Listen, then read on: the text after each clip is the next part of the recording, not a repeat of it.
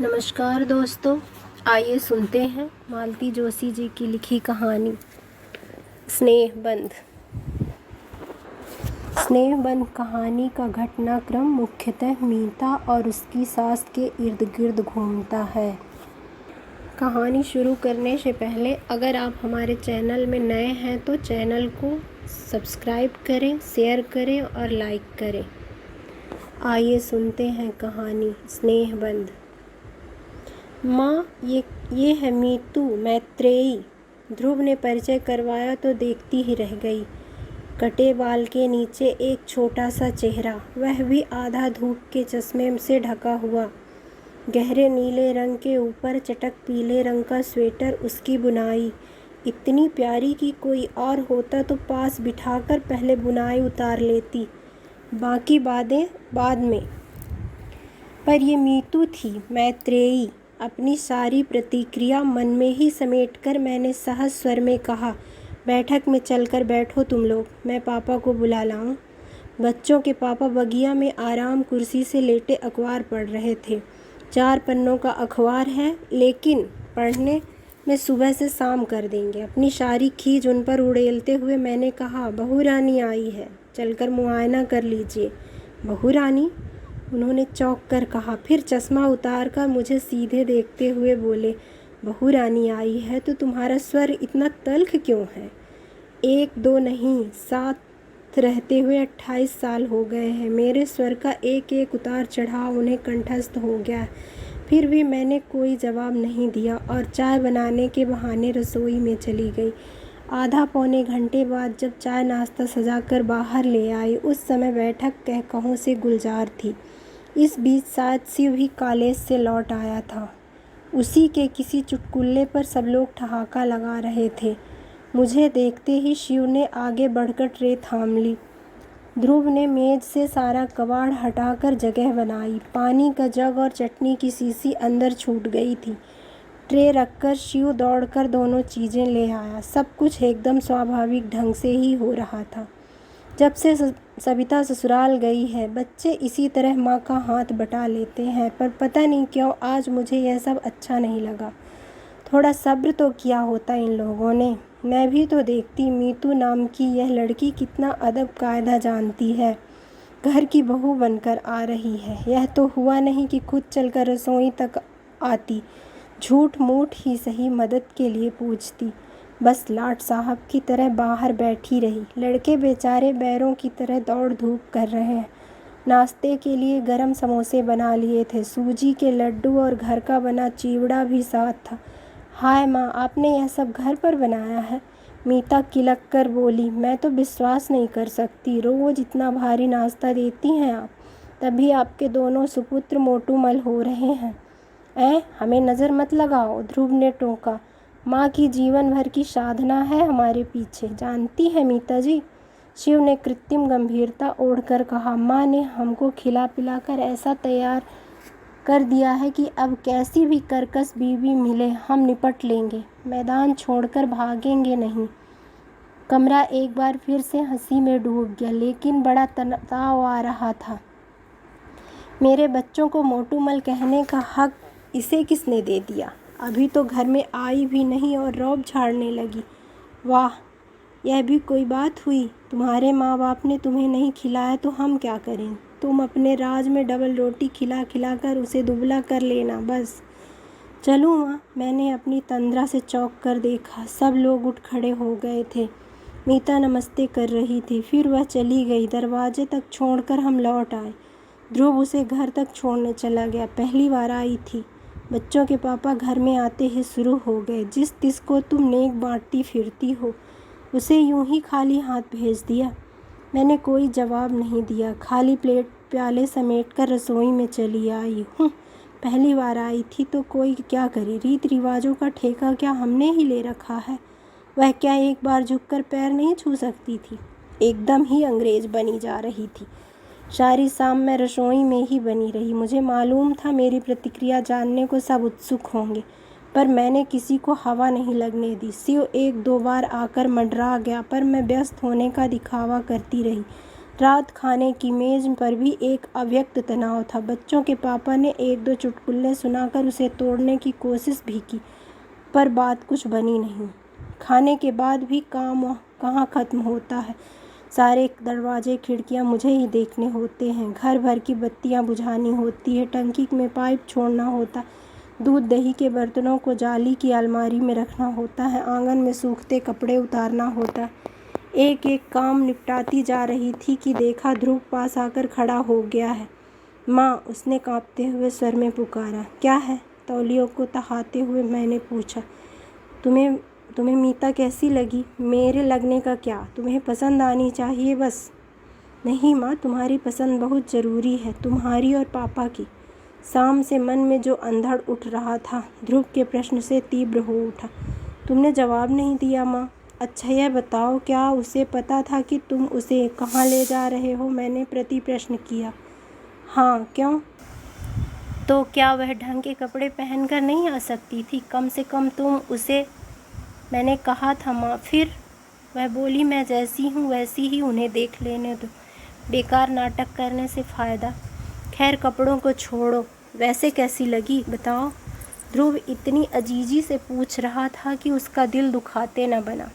अच्छी है, मैंने अनमने ढंग से कहा और बात समाप्त कर दी, वरना सच तो यह था कि मैंने मीता को ठीक से देखा ही नहीं था। पहली ही नज़र में उसका हुलिया देखा और मन खट्टा हो गया। बहू को लेकर मन में कितनी कोमल कल्पनाएं थीं, सब राख हो गई थीं। गुस्सा तो अपने लाडले पर आ रहा था। प्रेम करते समय इन लोगों की अक्ल क्या घास चरने चली जाती है। कैसे प्यारे प्यारे रिश्ते आ रहे थे, पर तकदीर में तो यह सर्कस सुंदरी लिखी थी ना। एक उसास भर कर रह गई मैं। एक बार हम लोगों की स्वीकृति की मुहर लगने भर की देर थी, फिर तो सारे काम फटाफट और कायदे से होते चले गए। मीता के पिताजी स्वयं घर आए। उन्होंने औपचारिक रूप से रिश्ते की पहल की, मीता को अपनी बहू बना लेने के लिए करबद्ध निवेदन किया। उन्होंने बताया कि पत्नी की मृत्यु के बाद उसके बच्चे अक्सर हॉस्टल में ही पले बढ़े हैं, वे भी हमेशा टूर पर ही बने रहें। 2 साल पहले लड़के की शादी हुई है, तब से घर कुछ आकार ग्रहण करने लगा है। हॉस्टल में रहने के कारण मीतू काफ़ी कुछ सीखने से वंचित रह गई है। वे तो डर रहे थे, पर ध्रुव ने उन्हें आश्वस्त किया कि माँ बहुत सहनशील और स्नेहमयी है, वे उसे अपने अनुसार ढाल लेंगी। उत्तर में ध्रुव के पापा ने भी उन्हें आश्वस्त किया, कहा कि हम लोग इतने दकियानूशी नहीं हैं कि एक आर्किटेक्ट लड़की में 16वीं सदी की बहू तलाशें। इस प्रकार बहुत ही सौजन्यपूर्ण वातावरण में परिचय का पहला दौर समाप्त हुआ। फिर धूमधाम से सगाई हुई। एक सूची मैंने ध्रुव को पकड़ाई। सूची क्या थी? होने वाली बहू के लिए पूरी आचार संहिता थी। मीता अब शादी के बाद ही इस घर में आएगी। भविष्य में वह बाल नहीं कटवाएगी, हाथ में चूड़ियाँ डालने की आदत डालेगी, सिर में शादी में सिर ढकेगी, घर में मेहमान रहेंगे तब तक साड़ी पहनेगी, लोगों के सामने ध्रुव को नाम लेकर नहीं पुकारेगी। खूब लंबी सूची थी, बारीक से बारीक जो भी बात याद आई जोड़ दिया। शिव ने तो उसका नाम 20 सूत्री कार्यक्रम रख दिया था। आते आते ध्रुव को छेड़ कभी कहता भाभी से कहना फर्स्ट डिवीज़न आने से भी चलेगा, पर कम से कम पास होने लायक नंबर तो आने ही चाहिए। यह छेड़छाड़ सिर्फ मजाक के तौर पर नहीं थी, इसमें एक अव्यक्त आक्रोश भी था। माँ के कारण उन लोगों की छाप एकदम पुरातनपंथी हो गई थी। ध्रुव मुँह से तो कुछ नहीं कहता था, पर शिव के छेड़ने पर उदास जैसी हंसी हंस देता था। उससे स्पष्ट हो जाता था। आखिर एक दिन मैंने कह ही दिया, देखो शिव, ये मजाक उड़ाने वाली बात नहीं। ये मत सोचो कि मैं अपने लिए कुछ कर रही हूँ। मेरी तो बस यही इच्छा है कि नई बहू के आते ही आलोचना न शुरू हो जाए। आखिर मेरी भी तो कुछ वह लगती है, और तुम तो जानते हो शादियों में कुछ लोग आते ही इसी मकसद से हैं कि नुक्स निकालें और आलोचना शुरू कर दें।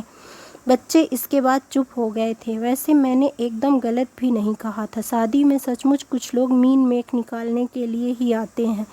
नई नवेली दुल्हनों को सबसे ज़्यादा आलोचना झेलनी पड़ती है। झूठ क्यों बोलूं, खुद ही मैं कई बार इस अभियान में सम्मिलित हुई हूँ। दोनों ओर के परिवारों में अब जितनी बहुएं आई हैं, सबके लिए मेरे पास कहने के लिए कुछ न कुछ है। सुरेश की बहू रसोई तक में चप्पलें पहनकर घूमती है। महेश की बहू 9 बजे से पहले बिस्तर नहीं छोड़ती। राजन की बहू रसोई में झांकती तक नहीं। आलोक की बहू 24 घंटे उसके नाम का जाप करती रहती है। जेठ ससुर तक का उसे होश नहीं रहता। निखिल की बहू तो और भी 30 मार खा। जहाँ पति को 4 लोगों के बीच हंसते बोलते देखेगी, बच्चे को लद्द से लाकर गोद में पटक देगी। ये सारे नमूने मेरी आंखों के सामने थे, इसलिए मन में एक आदर्श बहू की कल्पना थी। सोचा था ध्रुव के लिए जो लड़की लाऊंगी वह इन सबसे अलग होगी, पर अपना सोचा सब कहाँ हो पाता है। तुम्हारी सारी शर्तों का पालन करेगी तब तो तुम्हें वह अच्छी लगेगी ना माँ? ध्रुव ने एक दिन गले में बाहें डालकर बड़ी आशा से पूछा। तब यही सोचकर संतोष कर लिया था कि लड़का आज भी मुझे कितना चाहता है। आसपास के वातावरण को देखते हुए यह भी कम न था। शादी हुई और खूब धूमधाम से हुई। घर की पहली शादी थी। अनगिनत मेहमान आए थे। उनमें से कईयों को निराश लौटना पड़ा। टीका टिप्पणी का एक भी मौका हाथ नहीं लगा। मैं खुद बहुत डरी हुई थी। एक तो लड़की की माँ नहीं थी, करता धरता बड़ी बहन थी जो अमेरिका में ही बस गई थी। पति पत्नी दोनों डॉक्टर थे। भैया भाभी तो अभी नए ही थे, पर स्वागत सत्कार में, खान पान में कहीं कोई त्रुटि या अव्यवस्था नहीं हो पाई थी। मीता के पापा तो बिछे जा रहे थे, पर बहन बहनोई, भैया भाभी, चाचा ताऊ सभी सौजन्य और विनम्रता की मूर्ति बने हुए थे।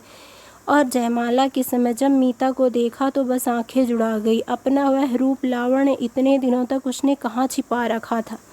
लाल सुर्ख बनारसी साड़ी में लिपटी वह किसी सलोनी गुड़िया सी लग रही थी। अंतरजातीय विवाह को लेकर एक सूल था मन में, वह भी जाता रहा। इसी बात को लेकर ननद रानी कोंचती रही हैं। अब सर उठा के सबके सामने कह दूंगी, भाई हमने तो लड़की का रूप गुण देखा, विद्या बुद्धि देखी और घर परिवार देखा, बस जात पात को आजकल पूछता ही कौन है। 8-10 दिन में मेला सा लगा रहा। मीता जितने 2-4 दिन रही, नंदों के बीच दबी ढकी बैठी रही।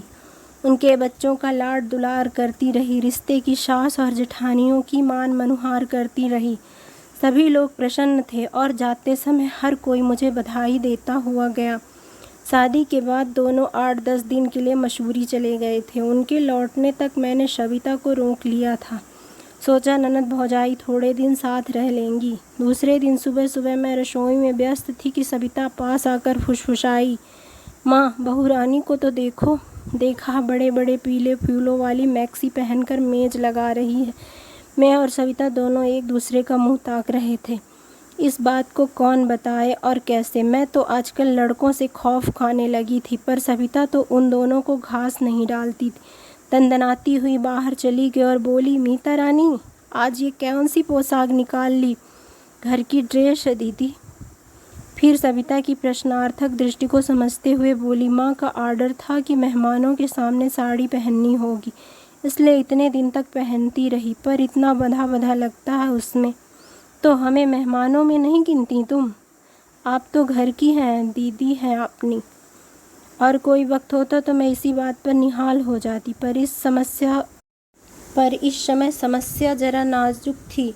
मैंने आगे बढ़कर कहा, बेटे घर में जब तक कोई आ निकलता है और लोग अक्सर तुम्हें देखने के लिए ही आते हैं, पर माँ साड़ी पहनकर जरा भी आरामदायक नहीं लगता। काम तो कर ही नहीं सकती मैं, बस गुड़िया की तरह बैठे रहना पड़ता है। तो अभी तुम्हारे गुड़िया की तरह सजने संवरने के ही दिन हैं।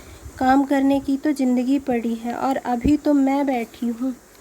ठीक है, लेकिन माँ ऑफिस में तो साड़ी पहनकर जाना ज़रूरी नहीं है ना? मुझे तो गाड़ी चलाते न बनेगी। गाड़ी का मतलब लूना। ये भी एक शूल था मन में। शादी के सामान के साथ लूना देखकर मेरी भाभी फिच से हंस दी थी।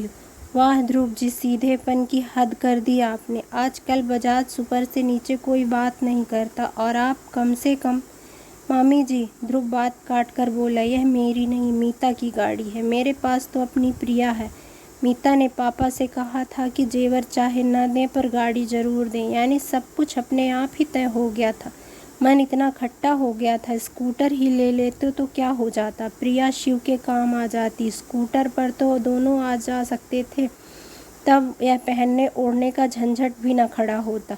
दफ्तर सलवार कमीज पहनकर जाया करना, मैंने फैसला सुना दिया। लेकिन बहू घर में आती है तो समस्या सिर्फ पहनने ओढ़ने की ही तो नहीं रहती, उसका घर भर में उन्मुक्त होकर घूमना, खिलखिलाना, दिन भर ध्रुव डार्लिंग की रट लगाना, शिव से छीना झपटी करना, भूख लगने पर नाश्ते के डिब्बे टटोलना, बात बात पर गले में झूल जाना, सब कुछ आंखों में खटकने लगता। बच्चों के पापा तक तो उसने कभी बख्शा नहीं था। सुबह से अखबार पढ़ते तो उनकी कुर्सी के हत्थे पर बैठकर ही पूरा अखबार पढ़ जाती। घर में रहती तब तक उसके आसपास मंडराया करती, पापा का जाप किए जाती, उन्हें इसरार कर कर के खाना खिलाती, दवाई समय पर न लेने से के लिए डांटती। शाम को लौटती तो चाय का प्याला हाथ में लेकर सीधे बगिया में पहुंच जाती और छोटे से पीढ़े पर बैठकर उनसे बतियाती रहती। उस समय तो सचमुच मेरा खून जल जाता। घर में तो जो चल रहा था ठीक ही था, बाहर उसका प्रदर्शन करने की क्या ज़रूरत थी। आसपास के घरों में कई जोड़ी आंखें उस समय खिड़कियों पर टंग जाती थी। हैरत तो यह थी कि बच्चों को, उनके पापा को यह सब सहज स्वाभाविक लगता था। उनके माथे पर सिकन तक नहीं आती थी। उस दिन तो हद ही हो गई। रोज़ की तरह हम लोग दोपहर की चाय ले रहे थे कि मीठा आंधी की तरह घर में घुस आई। अरे आज इतनी जल्दी? पहले आप लोग आंखें बंद कीजिए प्लीज़। बात क्या है? पहले आंखें बंद।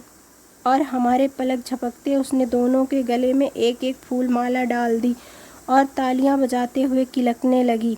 Many many happy returns of the day. ये खुशी का दिन आपके जीवन में बार बार आए। अरे बात क्या है? मैंने कहना चाहा और एकदम मुझे याद आ गया, आज 12 दिसंबर थी, हमारी शादी की सालगिरह। दूसरी बातों में इतनी खो गई थी कि इसकी याद ही ना आई थी। मेरा चेहरा देखते हुए मेरे गले में झूल गई। पकड़ी गई ना? आप लोगों ने सोचा होगा चुप्पी लगा जाएंगे तो सस्ते में छूट जाएंगे। ऐसा नहीं होगा पापा, 3-4 कड़कते नोट तैयार रखिए। हम लोगों की नीयत आज अच्छी नहीं है। तुम्हें कैसे पता चला बेटे? हमें तो याद ही नहीं रहा था, इन्होंने गदगद होते हुए पूछा। लंच के समय ध्रुव की डायरी उलट पलट रही थी, तब नज़र पड़ी उसकी। तो ऐसी खबर ली है मैंने, इतनी महत्वपूर्ण बात भूल गया। ध्रुव है कहाँ? मैंने पूछा। शिव को लाने कॉलेज गया, हमने तड़ी मारी है और उसे पढ़ने थोड़े ही देंगे, आज ही हंगामा होगा। थोड़ी देर में वे दोनों भी आ गए। फिर तीनों ने मिलकर हम दोनों की आरती उतारी, पैर छुए और उपहार भी दिए। मेरे लिए सुंदर रेशमी साड़ी और पापा के लिए स्वेटर। उसी समय दोनों चीज़ों का उद्घाटन करना पड़ा। कैमरे से घर पर रंगीन तस्वीरें खींची गई। फिर सब लोग फेमस स्टूडियो गए, वहाँ एक ग्रुप फ़ोटो हुआ। उस फोटो के लिए मीता पारंपरिक बहू की वेशभूषा में सजी थी, मेरे पीछे खूब अच्छे से सिर ढककर खड़ी थी। शिव बार बार उसे छेड़ रहा था। फर्स्ट शो हम लोगों ने अंगूर देखी, फिर ब्लू डायमंड में खाना खाया, क्वालिटी में आइसक्रीम और बनारसी पान वाले के यहाँ का पान खाकर घर लौटे तो रात के 11 बज रहे थे। बेहद थक गई थी मैं, पर यह थकान भी कितनी मीठी थी। बाप रे, थक गई मैं तो। इन लोगों ने सचमुच एक हंगामा खड़ा कर डाला। अब इतनी उछल कूद के लायक थोड़े ही रह गए हैं हम। रात मैंने हंसते हुए कहा, पर देखा ये चुप है और आग्नेय दृष्टि से मुझे घूर रहे हैं। क्या हुआ? मैंने घबरा कर पूछा। वह लड़की बेचारी माँ माँ कहकर मरी जाती है और तुम? क्यों, मैंने क्या किया है? मैंने खींच कर कहा। मन में छाई खुशी भाप बनकर उड़ने लगी थी। मुझसे क्या पूछती हो? अपने आप से पूछो, तुमने क्या नहीं किया? वह बेचारी बिना माँ की लड़की, बिना माँ की है तो क्या करूँ? मैं एकदम फट पड़ी। ममता का एक सोता फूट पड़ा था अंतस में, वह जमने लगा था। बिना माँ की है तो मैं क्या करूँ, यह तो बताइए। गोद में लेकर घूमूं या लोरी गाकर सुनाऊं? उन्होंने जवाब नहीं दिया और करवट बदल कर लेट गई। इतना गुस्सा आया, अच्छा तरीका है, जवाब देते ना बने तो बात ही ख़त्म कर दो। अजीब मुसीबत है, मैं बुदबुदाई। दिन भर में धींगा मस्ती चलती रहती है, छोटे बड़े का भी लिहाज नहीं रखा जाता है। मैं भी कुछ नहीं कहती, चुपचाप देखती रहती हूँ। फिर भी मुझे चैन नहीं है। पराई लड़की पर तो लोग को इतनी ममता हो जाती है, साल 6 महीने में अपनी जाई घर आती है। उसका तो कभी ऐसा लाड दुलार नहीं किया। वे एकदम पलटे, उनका लाड दुलार क्या खाक करूँगा। वह तो तुम्हारे अनुशासन में पली हुई बिटिया है। आज तक कभी खुलकर बात भी की है उसने मुझसे? अब चुप रहने की बारी मेरी थी। जनवरी के प्रथम सप्ताह में ध्रुव को अचानक 6 महीने के प्रशिक्षण के लिए जर्मनी जाने का आदेश मिला। घर पर एक खुशी की लहर दौड़ गई। कितने सारे लोगों में सिर्फ खुशी का चयन हुआ था। गर्व से हम लोगों के कलेजे गज भर के हो गए थे। जोर शोर से तैयारियां शुरू हो गई और मेरा दिल बैठने लगा। लड़का पहली बार इतनी दूर परदेश में जा रहा था और फिर नई नवेली बहू को पीछे छोड़कर जा रहा था। मीतू को भी क्यों नहीं ले जाते, घूम आएगी, इन्होंने कहा। लेकिन मीता ने इस प्रस्ताव का विरोध किया। वह बोली, बेकार रुपए फेंकने से क्या फ़ायदा पापा जी। ध्रुव का खर्च तो कंपनी देगी, मेरा तो हम लोगों को ही उठाना पड़ेगा। कभी अपना भी चांस आएगा, है ना शिव। वह हमेशा की तरह हंसमुख बने रहने का प्रयास करती, पर कभी कभी उसका चेहरा बेहद उदास हो आता। स्वाभाविक भी था, पर मुझे चिंता हो चली थी। आखिर मैंने एक दिन ध्रुव से कहा, बेटे तुम्हारे लौट आने तक मीता अपने पापा के यहाँ रहे तो कैसा रहेगा। कहीं भी रह लेगी माँ, 6 महीने की तो बात है, पलक झपकते बीत जाएंगे। और सब कुछ ठीक ठाक रहा तो लौटते समय 15-20 दिन के लिए उसे बुला लूँगा, घूम घाम लेंगे। उसने तो बात समाप्त कर दी थी, पर मेरी चिंता वैसी की वैसी बनी हुई थी। बच्चों के पापा का स्वास्थ्य इन दिनों कुछ ठीक नहीं था। वह यहाँ उदास बनी रहेगी तो उसका संबंध सीधे मुझसे जोड़ देंगे, इसलिए डर लग रहा था। शिव और मीता उसे छोड़ने बम्बई तक गए थे। लौटकर मीता अपने पापा के यहाँ चली गई। उसकी भाभी के यहाँ लड़का हुआ था। फिर महीने भर बाद भाभी अपने पीहर चली गई तो उसने घर की देखभाल के लिए वहाँ रह जाना चाहा, तो हमने कोई आपत्ति नहीं की। घर एकदम सुनसान हो गया था। बच्चों के पापा ध्रुव से ज़्यादा मीता को याद कर रहे थे। हर चौथे 8वें दिन समधियाने पहुंच जाते, कभी घसीट कर साथ मुझे भी ले जाते। तब समधी जी चुटकी लेते, अपने बच्चों के लिए कैसे दौड़ दौड़ कर आ जाते हैं आप, मुझ गरीब की तो कभी सुध भी नहीं ली। शिव भी अक्सर देर से घर लौटता। कभी भाभी के साथ खरीदारी करनी होती थी या कभी उन्हें फिल्म दिखानी होती थी। कभी कभार वह भी घर पर आ जाती, पर पहले का सा तूफान बरपा नहीं करती। हंसती खिलखिलाती, पर उसमें पहले की सी जीवंतता नहीं थी। जब वह चली जाती तो यह कहते, कहा था साथ चली जाओ, तब नहीं मानी। पैसे का मुंह देखती रही, अब मन ही मन घुल रही है। मार्च का अंतिम सप्ताह रहा होगा। एक रात इनके पेट में जोर का दर्द उठा। पता नहीं कितनी देर से तड़प रहे थे। मेरी तो अचानक नींद खुली तो देखा पेट पकड़े बैठे हैं। चेहरा सफ़ेद पड़ गया है। क्या हुआ, मैंने घबरा कर पूछा। क्या पेट दर्द कर रहा है। उन्होंने जवाब नहीं दिया। मैं उठी, पानी गर्म किया, रुई से हींग की डली लपेट कर उसे जलाया। फिर प्लेट में अजवाइन, काला नमक, हींग और गर्म पानी लेकर इनके पास आई। वे मना करते रहे, पर जब मैं बार बार आग्रह करने लगी तो चिढ़कर बोले, जरा बात को समझा करो, वैसा दर्द नहीं है भाई। फिर कैसा है। शिव की परीक्षा चल रही थी, पढ़कर शायद अभी अभी सोया था, पर उसे जगाना पड़ा। उतनी रात जाकर वह डॉक्टर शुक्ला को लिवा लाया। उन्होंने मुआयना किया और पूछा, ये तकलीफ़ कब से है आपको। जी 15-20 दिन से थोड़ा कष्ट हो रहा था। इतना ताव आया मुझे। इतने दिनों तक चुप बने रहने में क्या थी। शिव बोला, माँ यह समय गुस्सा करने का नहीं, बाद में निपट लेना, पहले उन्हें संभालो। राम राम करके वह रात बीती। सुबह भर्ती होना ही पड़ा। ऑपरेशन ज़रूरी था। इन्होंने पहले ही अपने आदेश सुना दिए। प्राइवेट नर्सिंग होम नहीं जाएंगे, सरकारी अस्पताल में भी प्राइवेट वार्ड नहीं लेंगे, जनरल में रहेंगे। इस ऑपरेशन के बाद नर्सिंग की बहुत ज़रूरत होती है। प्राइवेट वार्ड में कोई झांकता भी नहीं, 10 बार बुलाने जाना पड़ता है। उनकी बात न मानने का कोई उपाय नहीं था। खजाने की चाबी उन्हीं के पास थी। ध्रुव यहाँ होता तो बात दूसरी थी, पर अब उतनी दूर से उसे बुलाने का कोई मतलब न था। जनरल वार्ड में जो एक रात गुजारी है, उफ, जिंदगी भर याद रहेगी। इनकी वैसी हालत में नींद आने का कोई प्रश्न नहीं था, पर आसपास के वातावरण ने मन को इतना बोझिल कर दिया कि सुबह उठकर लगा मैं ही बीमार हूँ। और दुर्गंध आप भी याद आती है तो मन पर कांटे से उगाते हैं। सुबह शिव कहीं से चाय लाया था मेरे लिए, पर घूंट भर भी गले से नहीं उतरी। 10 बजे ऑपरेशन होने को था।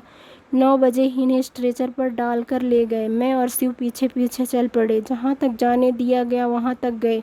फिर मैं वहीं बैठकर इष्ट देव का जाप करने लगी। शिव बेचारा दौड़ धूप में व्यस्त हो गया। नमस्ते बहन जी। मैंने चौंक कर देखा, मीता के पापा थे। आपने तो खबर भी नहीं की, इतने बेगाने हो गए हैं हम लोग। उनके स्वर में आक्रोश था, शिकायत थी। मैं क्या जवाब देती। वो तो मीतू अभी किसी काम से घर गई थी, तब पड़ोसी मेहता साहब ने बताया सब कुछ इतना अचानक हो गया। मैंने अपराधी स्वर में कहा। शिव बेचारा एकदम अकेला पड़ गया था, सारी दौड़ भाग उसी के जिम्मे थी। यही तो मैं कह रहा हूँ, उसे अकेले सारी दौड़ भाग करने की क्या ज़रूरत थी। हम लोग किस लिए हैं? कल को ध्रुव सुनेगा तो क्या कहेगा? उनसे तो जो भी कहेगा, मुझे तो अपनी चिंता हो गई थी। ध्रुव मुझसे क्या कहेगा? इन पर इतना ताव आ रहा था, दर्द से तड़प रहे थे, पर मजाल है जो बटुओं की पकड़ जरा भी ढीली हो जाए। जनरल वार्ड में रहेंगे, वहाँ नर्सिंग अच्छी होती है। अब इतने बड़े आदमी को उस नर्क में ले जाऊंगी तो कैसा लगेगा? अपनी इस दुश्चिंतिता में यह पूछना भी याद न रहा कि मीता कहाँ है। 11:30 बजे उन्हें ऑपरेशन थिएटर के पास वाले कमरे में लाकर रखा गया। ऐसे हट्टे कट्टे हंसते बोलते व्यक्ति को इस समय असहाय अवस्था में देखकर मेरी तो रुलाई फूट पड़ी। मीता के भाई नरेश मुझे सहारा देकर बाहर ले आया और वापस बेंच पर बिठा दिया। असहाय सी मैं वहाँ बैठी रही। 2 घंटे बाद उन्हें वार्ड में ले जाने की अनुमति मिली।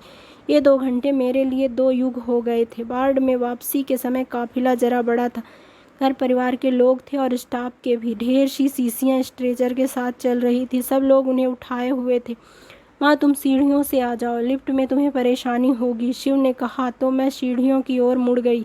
हाँफती कांपती ऊपर पहुंची। तब तक स्ट्रेचर शायद वार्ड में पहुंच चुका था, क्योंकि गलियारे में उसका कहीं पता नहीं था। मैं वार्ड तक पहुंची ही थी कि नरेश जी की आवाज़ आई, माँ जी इधर आइए। उनके पीछे चलती हुई गलियारे के छोर तक पहुंची। सर्व सुविधायुक्त कमरे का दरवाज़ा खुला और खाली स्ट्रेचर थामे लोग बाहर निकले।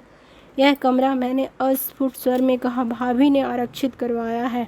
मेरा असमंजस ताड़कर शिव पास आकर फुसफुसाया।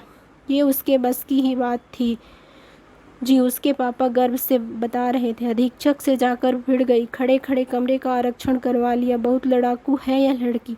मैंने मीता की ओर देखा। वह चुपचाप इनके पलंग के पास खड़ी थी। घर का तो वह तिनका भी नहीं उठाती। नरेश बोले, यहाँ आई है तब से सफाई में जुटी है, 3 बार तो घर के चक्कर लगा आई है। ये सास जी को खुश करने के उपाय हैं। समधी जी ने स्नेह सिक्त स्वर में कहा। कमरा सचमुच धुला पूछा चमक रहा था। दोनों पलंगों पर घर की साफ चादरें और तकिए रखे हुए थे। मेज पर सफ़ेद मेज पोस्ट था। अलमारी में कागज बिछे हुए थे, उसमें मेरे और इनके कुछ कपड़े तय कर रखे हुए थे। चाय, शक्कर, प्याले, प्लेट, माचिस कुछ भी नहीं भूली थी वह। स्नान घर में बाल्टी, मग, तौलिया, चौकी सब व्यवस्थित ढंग से सजा हुआ था। थोड़ी देर में स्टोव की घरघराहट शुरू हुई। देखा मीता चाय बना रही थी। माँ चाय पी लीजिए। थोड़ी देर में वह मेरे सामने खड़ी थी। कमरे में आने के बाद से उसने पहली बार बात की थी और उसका स्वर अत्यंत सपाट था। चाय? यहाँ? मैंने एक बेमतलब सा जुमला उठाया। तो कहाँ पियेंगी? क्या पापा को इस हालत में छोड़कर आप घर जाएंगी? उसकी बात में तर्क था, पर उससे भी ज़्यादा वजनदार उसकी आवाज़ थी। मैंने चुपचाप प्याला होंठों से लगा लिया। मेरे चाय लेते ही सबने जैसे राहत महसूस की, क्योंकि सभी थके हुए थे। बहुत बेमन से प्याला उठाया था मैंने, पर सच कहूँ तो पीने के बाद जी एकदम हल्का हो गया। सुबह से सिर भारी हो रहा था, यह भी थोड़ा उतर गया। 5 बजे के करीब कुछ होश आया। मीता उनके पास ही बैठी हुई थी। उसे देखकर उतनी पीड़ा में भी वे थोड़ा सा मुस्कुरा दिए। तब मुझे एहसास हुआ कि सचमुच उनकी यंत्रणा बहुत भीषण रही होगी। नहीं तो क्या ऑपरेशन से पहले एक बार भी अपनी लाडली बहू को याद न करते? पापा, आप और भैया अब घर जाइए। मीता का फरमान छूटा। रात को मेरा और माँ का खाना लेकर भैया आएगा। आप सब सुबह आइएगा। मैं फल फूल खा लूँगी, मैंने हल्का सा प्रतिवाद किया। आपके लिए पक्का खाना बन जाएगा, उसने मेरी ओर बिना देखे जवाब दिया। वैसे बहन जी चाहे तो हमारे साथ घर चलकर। पापा प्लीज़, उसने जैसे सारे विवाद को समाप्त करते हुए कहा और उन दोनों को जबरन घर रवाना किया। फिर शिव के साथ बैठकर उसने सारे पर्चे पढ़े। फिर शिव को दवाइयाँ लाने भेज दिया और खुद इनके पलंग के पास स्टूल खींचकर बैठ गई। दूसरे पलंग पर मैं चुपचाप पड़ी रही। बोलने की शक्ति ही नहीं रह गई थी। 2 रातों का जागरण था, थकान थी, तनाव था। कब झपकी लग गई पता ही नहीं चला। मीता ने खाने के लिए जगाया, तब जाकर आँख खुली। समधी जी से रहा नहीं गया होगा। खाना लेकर खुद आ गए थे। बदले में लाडो की फटकार भी सुननी पड़ी। वे शिव का भी खाना लाए थे, पर मीता ने उसे अस्पताल में खाने नहीं दिया। तुम पापा के साथ घर जाओ और सुबह परीक्षा के बाद ही यहाँ आओगे, समझे? लेकिन भाभी यहाँ, वह मिमियाया, यहाँ की चिंता मत करो, यहाँ मैं हूँ, माँ है, भैया है। शिव बहुत कुनकुनाया, आखिर उसे जाना ही पड़ा। उन लोगों को छोड़ने के लिए नरेश जी नीचे तक गए। मीता ने उनसे मेरे लिए पान मंगवाया। पान के बिना आज पूरा दिन हो गया था, पर मुझे याद ही नहीं आई थी। पर पता नहीं कैसे मीता जान गई थी। खाने के बाद उसने मेरा बिस्तर ठीक किया, फिर स्नान घर में जाकर सारी प्लेटें गिलास धो डाले, दूध एक बार फिर गर्म किया और फिर सोने की तैयारी करने लगी। भैया 12 बजे तक मैं एक झपकी ले लूँ, फिर ड्यूटी पर आ जाऊँगी, फिर चाहे आप पूरी रात सोए रहना, उसने कहा और आराम कुर्सी में हाथ का तकिया बनाकर लेट गई। नरेश जी पलंग के पास एक कुर्सी खींचकर बैठ गए। मेरे आराम में जरा भी विघ्न न डालते हुए दोनों भाई बहन रात भर ड्यूटी निभाने को तत्पर थे। मुझे कैसा तो मीता, मैंने स्नेह सिक्त स्वर में आवाज़ दी। भैया आराम कुर्सी में लेट जाएंगे, तू इधर पलंग पर आ जाना, दिन भर खड़ी की खड़ी है। पता नहीं मेरी आवाज़ में कुछ था, उसने प्रतिवाद नहीं करना चाहा। वह चुपचाप मेरे पास आकर लेट गई। आप सोने लगे तो मुझे जगा लीजिएगा भैया, उसने कहा और आंख मूंद ली। नरेश जी आराम कुर्सी पलंग के पास खिसका कर उसमें लेट गए। कमरे में एक अजीब सी शांति छा गई। मैंने मीता की ओर देखा। पता नहीं क्यों उसे देखकर मुझे सविता की याद हो आई। 2 बच्चों की माँ हो गई है, पर अब भी कभी कभी उस पर बचपन सवार हो जाता है। माँ के पास लेटने का मोह हो आता है। उन क्षणों में वह एकदम नन्ही छवि बन जाती है। मेरे पास लेटी यह नन्ही सी लड़की, इसका भी तो कभी कभी मन होता होगा, तब किसके आंचल में मुंह छुपाती होगी। बड़ी बहन है वह, 7 समंदर पार इतनी दूर है। भाभी तो खुद ही लड़की है अभी। वह मेरी ओर पीठ करके लेटी थी, निस्पंद। सलवार सूट उतार कर उसने नाइटी पहन ली थी। उसमें वह एकदम बच्ची सी लग रही थी। दिन भर किसी उग्र तेज से दप दप करता उसका चेहरा अब एकदम निरीह निष्पाप शिशु का सा लग रहा था।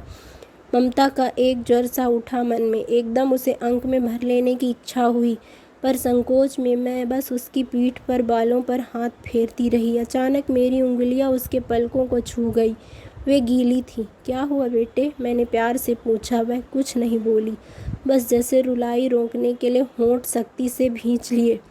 अपने पापा जी के लिए परेशान हो, पर डॉक्टर साहब तो कह रहे थे वे एकदम ठीक हैं, ऑपरेशन बहुत अच्छा हुआ है, बस 1-2 दिन में उठकर बैठ जाएंगे, यही कह रहे थे ना। कहते कहते मैं भी शंकाकुल हो उठी। वह एकदम पलटी, कुछ क्षण मुझे देखती रही, फिर मेरी छाती में मुंह छुपाकर सुबकते हुए बोली, पहले यह बताइए आपने हमें खबर क्यों नहीं की। पापा इतने बीमार हो गए और किसी को मेरी याद भी ना आई। यही तो अपने आप को कटघरे में खड़ा करके मैं बार बार पूछ रही थी, मुझे उसकी याद भी क्यों ना आई। अपनी बिटिया को कैसे भूल गई थी मैं।